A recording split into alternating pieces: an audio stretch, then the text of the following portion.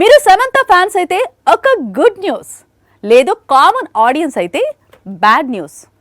Good news ఏంటి అంటే త్వరలో సమంత కొత్త చిత్రాలు కమిట్ కానుంది. బ్యాడ్ న్యూస్ ఏంటంటే ఇకపై దూకుడు రంగస్థలం లాంటి మాస్ మూవీ చెయ్యను అంటోంది.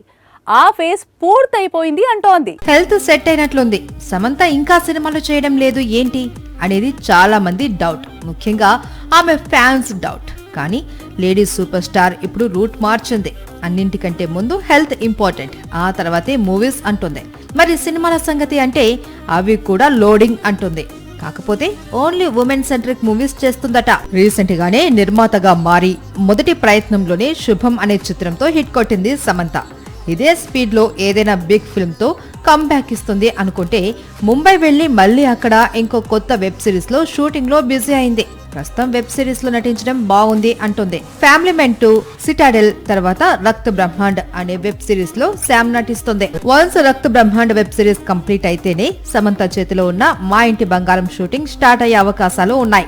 ఈ మూవీని నందిని రెడ్డి తెరకెక్కించబోతోంది అని ప్రచారం సాగుతుంది.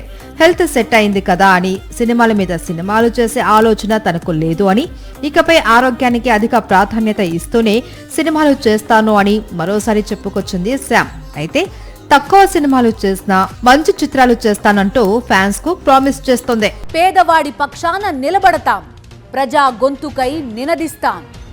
వాయిస్ ఆఫ్ వాయిస్లెస్, తెలుగువారి మనస్సాక్షి సాక్షి టీవీ. సాక్షి టీవీ ప్రసారాల కోసం మీ స్థానిక కేబుల్ ఆపరేటర్ని వెంటనే సంప్రదించండి.